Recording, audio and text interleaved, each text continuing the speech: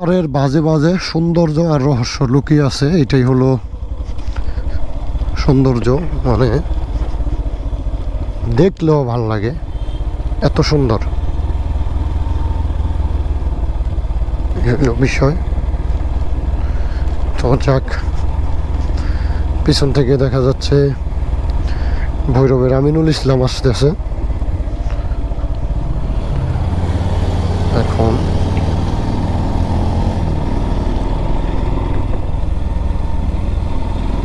চলে যাই সামনের দিকে।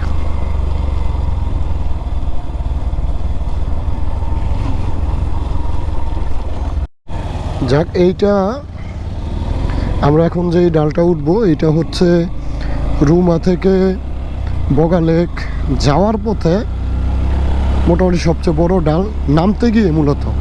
এখন উঠার ক্ষেত্রে তেমন একটা হবে না, তবে নামার সময় অনেকে এই ডালটায় একটু বিব্রত হয়ে যায়, কারণ এইটা অনেক উঁচু একটা ডাল আর একটা ডালই একদম সোজা, তার জন্য অনেকের জন্য একটু প্রবলেম হয়ে যায় এটা। যাক, আমরা যাচ্ছি চলে উপরের দিকে।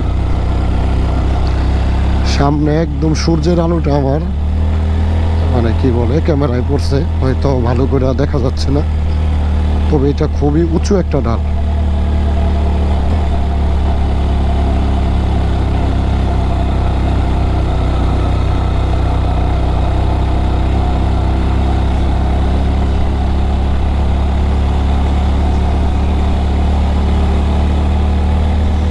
আমরা মোটামুটি উপরের দিকে চলে আসছি, আমি 2 নম্বর গিয়ারে দিয়ে উঠছি।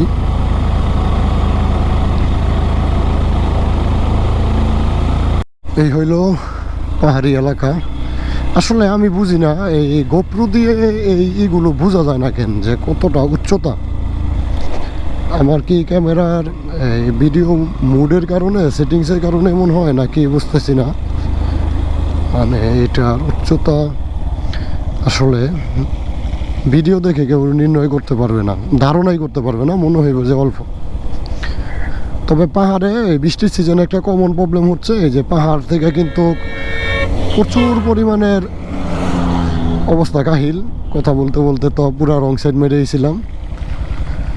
তো যাক, পাহাড়ে এই যে প্রচুর পরিমাণে এরকম পানি ঝরতেছে পাহাড় থেকে।